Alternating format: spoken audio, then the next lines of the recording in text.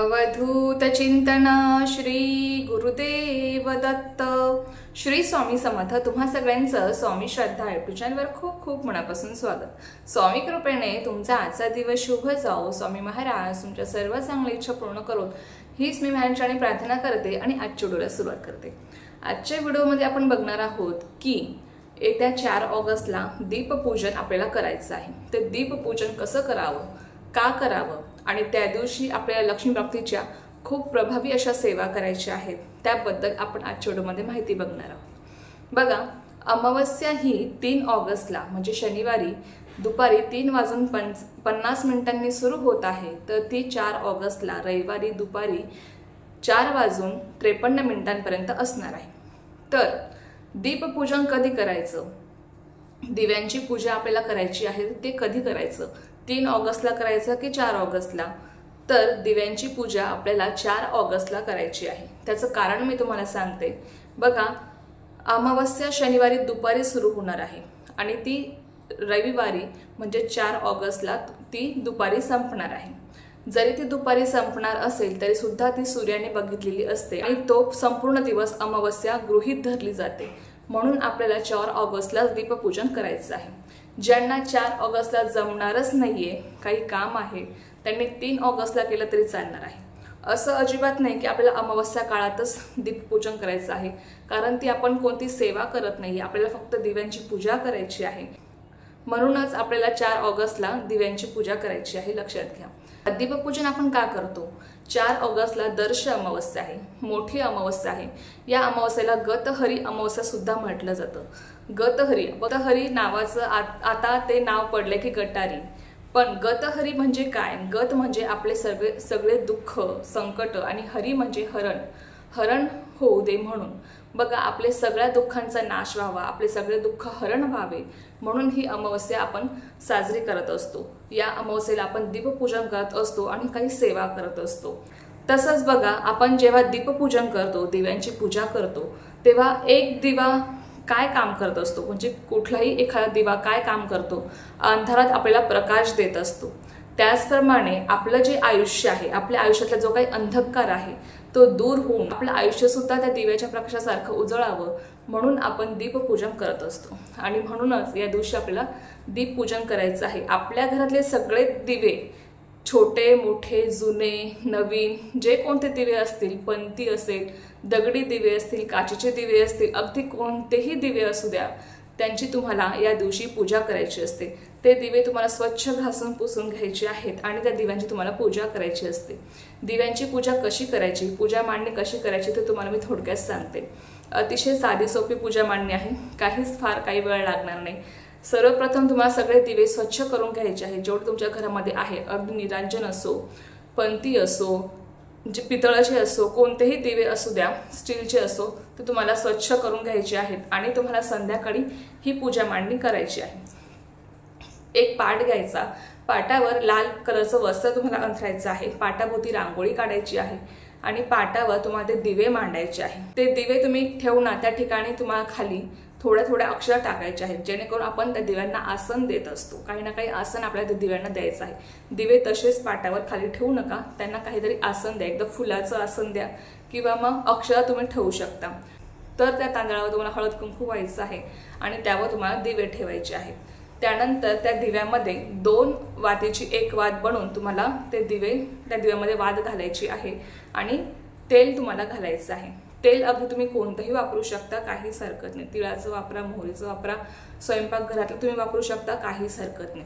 ते तेल घालून तुम्हाला ते दिवे प्रज्वलित करायचे आहेत आणि या सगळ्या दिव्यांमध्ये एकतरी दिवा हा तुपाचा असावा, लक्षात घ्या। तो आपल्या लक्ष्मी प्राप्तीसाठी लावायचा असतो, शुद्ध गायच्या तुपाचा। जर गायचं तूप नसेल, तुमच्याकडे जे कोणतं तूप अवेलेबल असेल त्या तुपाचा तुम्ही दिवा लावू शकता, काहीच हरकत नाही। दिव्यांना सुद्धा हळद कुंकू लावायचं आहे, अक्षदा टाकायचे आहेत, धूपदीप ओवाळायचं आहे, त्यांना तुम्हाला फुलं अर्पण करायची आहेत। तर असे एकदम साध्या सोप्या पद्धतीने तुम्हाला दीपपूजन करायचं आहे। त्यानंतर बघा, दीपपूजन करून झाल्यानंतर तुम्हाला लक्ष्मी प्राप्तीच्या काही सेवा करायच्या आहेत। आता हा दिवस अमावस्येचा आहे आणि तुम्हाला सगळ्यांना माहित आहे की आपण दर महिन्याच्या अमावस्येला लक्ष्मी प्राप्तीसाठी सेवा करत असतो, कारण की आपण दर महिन्याच्या अमावस्येला आपल्या घरातलं काही जाळं जळमट असेल ते आपण काढत असतो, घराची स्वच्छता करत असतो, जेणेकरून आपल्या घरातली जी काही अलक्ष्मी आहे ती घराच्या बाहेर जावी आणि माता लक्ष्मीने आपल्या घरामध्ये प्रवेश करावा, हेच त्यामागचं कारण आहे. मी तुम्हाला नेहमी सांगते की केंद्रात पण सांगितलं जातं की आपल्या घरावरनं अमावस्या दिवशी आपला झाडू आपल्या घरांच्या भिंतींवरनं फिरलाच पाहिजे. झाडू ही आपल्या घरची लक्ष्मी आहे आणि ती आपल्या घरांच्या भिंतींवरनं आपल्याला फिरवायची असते, म्हणजे जाळं जळमट आपल्याला काढायचं असतं, जेणेकरून आपल्या घरातली अलक्ष्मी ही बाहेर जाईल. आणि जेव्हा अलक्ष्मी बाहेर जाते तेव्हाच माता लक्ष्मी आपल्या घरात प्रवेश करत असते. जिथे स्वच्छता आहे, जिथे सुख आहे, जिथे प्रसन्न शांत वातावरण आहे, त्याच ठिकाणी माता लक्ष्मी ही टिकत असते, त्या ठिकाणी ती अखंड वास करत असते. आणि त्यासाठीच या दिवशी आपल्याला लक्ष्मी प्राप्तीसाठी काही सेवा सुद्धा करायच्या आहेत. तर सेवा काय करायच्या आहेत ते बघा. सेवा तुम्हाला एक वेळेस श्री सुक्ताचं पठण करायचं आहे. ज्यांना वेळ आहे त्यांनी अवश्य 16 वेळेस श्री सुक्ताचं पठण करा. पण नाही जमलं 16 वेळेस पठण करताना श्री सुक्त 16 वेळेस म्हणायचं असतं आणि सगळ्यात शेवटी एकदाच फक्त फलश्रुती म्हणायची असते, लक्षात घ्या. आता ज्यांना 16 वेळेस श्रीसुक्त म्हणणं शक्य नाहीये त्यांनी फक्त एकदाच श्रीसुक्त म्हणा आणि फलश्रुती म्हणा. त्यानंतर दुसरी सेवा तुम्हाला करायची आहे ती म्हणजे व्यंकटेश स्तोत्राचं तुम्हाला पठण करायचं आहे. व्यंकटेश स्तोत्र तुम्ही संस्कृतमध्ये करा किंवा मराठीमध्ये करा, तुमच्या इच्छेनुसार. त्यानंतर 1 माळ विष्णू गायत्री मंत्र, 1 माळ लक्ष्मी गायत्री मंत्र आणि 1 माळ तुम्ही कुबेर मंत्राचं सुद्धा पठण करू शकता.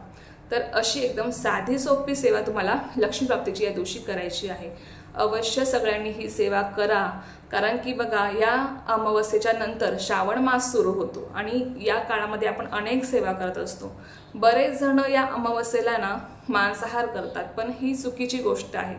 त्यांना ते गटारी अमावस्या असं नाव पाडून त्यांनी म्हणजे ही प्रथा पडली आहे की मांसाहार करायचा, मद्यपान करायचं, धूम्रपान करायचं. पण खरं सांगायचं तर या अमावस्येला गतहरी अमावस्या असं म्हटलं जायचं. गतहरी म्हणजे तुम्हाला सांगितलं की आपल्या दुःखांचा नाश होणारी अमावस्या किंवा आपलं दुःख दूर करून आपल्याला आपलं आयुष्य उजळून निघावं यासाठी आपल्याला ही अमावस्या साजरी करायची असते आणि दीपपूजन आपल्याला करायचं असतं आणि काही सेवा करायच्या असतात त्यासाठीच. आणि बघा मांसाहार जर तुम्ही करणार असाल तर बघा प्रत्येकाची इच्छा असते, बघा प्रत्येकाचे आपापले विचार आहेत. पण तरी सुद्धा मी एकदा सांगेल की अमावस्या संपल्यानंतर लगेच दुसऱ्या दिवशी श्रावणी सोमवार आहे. आपण अमावस्येला जर तुम्ही मांसाहार करणार असाल तर तुम्हाला सगळ्यांना माहीत आहे मांसाहार पचायला 2 दिवस लागतात. मांसाहार करणं कितपत योग्य आहे, कारण दुसऱ्या दिवशी तुम्ही श्रावण सोमवारचा उपवास करणार, महादेवाची पूजा करणार आणि ते कितपत योग्य आहे याचा विचार आपण करावा आणि त्यानुसार तुम्ही मांसाहार करू शकता. शेवटी प्रत्येकाचे विचार वेगळे आहेत, त्यामुळे आपल्याला जसं पटेल तसं आपण करावं. आणि बघा या अमावस्येला ना आपण घराची साफसफाई करत असतो, दिव्यांची पूजा आपण करत असतो, लक्ष्मी प्राप्तीची आपण सेवा करणार असतो. आणि जर या दिवशी आपल्या घरी मांसाहार होणार असेल, धूम्रपान मद्यपान होणार असेल तर ते कितपत योग्य आहे हा विचार आपण करावा. तर असो, तर या दिवशी तुम्हाला या सगळ्या सेवा करायच्या आहेत आणि आपल्या घरातलं वातावरण हे अगदी शांततेचं असलं पाहिजे. आपल्या घरामध्ये सुख शांती नांदावी यासाठी आपण या सगळ्या सेवा करत असतो. त्याचबरोबर माता लक्ष्मीने आपल्या घरात प्रवेश करावा यासाठी आपल्याला लक्ष्मी प्राप्तीच्या सेवा करायची आहेत आणि आवर्जून सगळ्यांनी या सेवा करा. या सेवा करायला तुम्हाला 15 ते 20 मिनिटं खूप झाले, तेवढेही लागणार नाही. नक्की तुम्ही या सगळ्या सेवा करा, दीपपूजन करा, जेणेकरून आपल्या सुद्धा आयुष्यातला अंधकार असाच दूर होऊन आपलं सुद्धा आयुष्य उजळून निघेल. आपल्या आयुष्यातली जी काही दुःख आहे, संकटे आहेत, अडचणी आहेत त्या दूर होऊन त्यांचं हरण होईल आणि नक्कीच आपलं सुद्धा आयुष्य या दिव्याच्या प्रकारासारखं उजळून निघेल. यासाठी आपल्याला या सगळ्या सेवा करायच्या आहेत आणि दीपपूजन करायचं आहे. आवर्जून सगळ्यांनी करावं ही नम्र विनंती. तर चला, हे खूप छोटीशी पण खूप महत्त्वाची माहिती होती जी मला तुमच्यासोबत शेअर करायची होती. तर झालेली सेवा मी स्वयंमाहिती रुजू करते आणि आजचा व्हिडिओ इथेच थांबवते. तुम्हाला जर माहिती आवडली असेल तर व्हिडिओला लाईक, शेअर, सबस्क्राईब करायला विसरू नका. पुन्हा भेटूया अशाच एका नवीन व्हिडिओसोबत किंवा नवीन शासोबत. तोपर्यंत सर्वांना श्री स्वामी समर्थ. जय जय स्वामी समर्थ.